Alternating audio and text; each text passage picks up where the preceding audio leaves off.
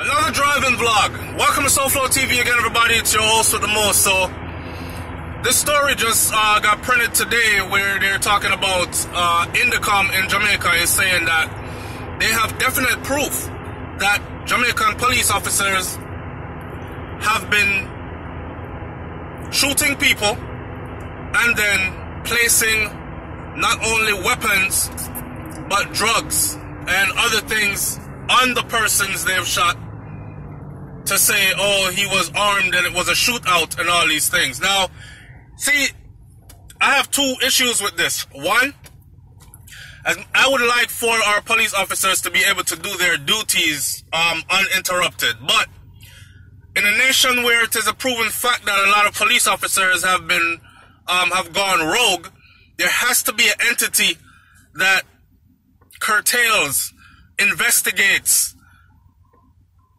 the police officers, right? And keep them in check. There has to be checks and balances. Now, my thing about this is this. Indicom comes up with this accusation, right? That's a broad accusation. That's a hefty accusation. Where is your proof, though, Indicom, is what I want to know. Because if you're going to come say, oh, Jamaican police shoot people and then place weapons on them, they've even went as far as to say that they have found, through investigation, they've found that weapon that was already confiscated and checked into, say, an evidence room holding area, right, supposed to be in police possession, was again found after a shooting at a scene. So, which tells them the only person that could have done that or put that weapon there is a police officer. Who is held accountable, though? So you come out and you give these big stories to the public. So is this a case where the Jamaican public is made to think with this false sense of security that Indicom is really here looking out for our best interests, when at the end of the day Indicom is just another entity and they and the same police officers go out and have a drink together and laugh about what was printed in the press today and all these other things? This is what I want to know. Because if you're going to make these kinds of accusations, I need people held accountable. I need to hear you say, well, Sergeant so-and-so from so-and-so district was held accountable after that shooting. He was found guilty because it was proven that the gun he said was on the suspect in a shootout was in fact a weapon that comes from a cache that was already secured in police custody, blah, blah, blah. Need to tell me something more than that, man. You know what I'm saying? But, listen to me. It has long been the cry of the Jamaican people, though. I shouldn't say the Jamaican people as if it's everybody in general, but a lot of people have been saying it. They've been on the scenes of shootings and they've seen it and they've reported, yo, the youth never have no gun. The youth never have no gun. They them run along the youth and shot him up. He never have no gun. Or I'll never forget a story where one lady was telling how they came to her house, picked up her son, threw him on the back of a van, them shot him right in front of him yard, threw him on the back of one open back van, took him up the street. She thought they're going to take him to a hospital or something. They carried him up the street and finished murdering him. Now, this is police work, right? And when our citizens complain in numbers, in great numbers, about atrocities like these, we cannot just dismiss them. We cannot just dismiss them, right? So it's been a long-standing accusation from the point of the Jamaican citizens that Jamaican police officers do shoot people and then put gun upon them. Now here's what I'm saying. I want to know that Indicom, I turned the AC off because I didn't want the AC to be blowing and disrupting what I'm saying to you. But me start sweat because it's hot out here. It's actually 90 degrees. Anyway, I want people to be held accountable. I don't just want no big accusation. It's just like the other day when we got in the news about the 100 or something guns headed for Jamaica, and how it was followed up on and all this other stuff, and not one person from the origin to the inception, not one person from the place it was sent from to the place it was delivered to was held accountable for it.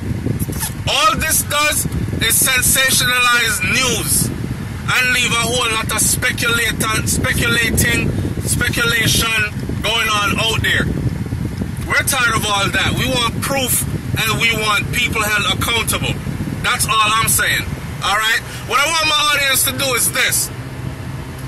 Leave in the comment section below if you've had any run-ins with Jamaican police officers where you feel that they acted outside of the law. Whether it was something you witnessed or it was you that was directly involved with the police officers. Have you ever seen any shooting where the persons that was gunned down by the police did not have a weapon, but it was reported that they did? Do you know of any instances that this so happened? Also answer this question for me. How do you feel about Indicom? Do you feel that Indicom is actually a friendly part, but they pretend to the people that they are actually doing their job? So that's the reason why we can't have results like police officers being actually brought up with strong evidence. Because if Indicom makes such an accusation, right, there has to be strong evidence. So how come no one is being held accountable? You see what I'm saying?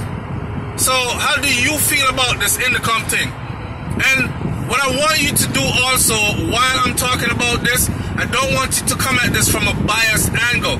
That is why I approach this from the angle of the people that are in these altercations or have witnessed these instances with these police officers going rogue, as well as from the police officers' defense, as well as from Indicom's defense, and also attacking Indicom in a sense where we're demanding accountability much more than just words.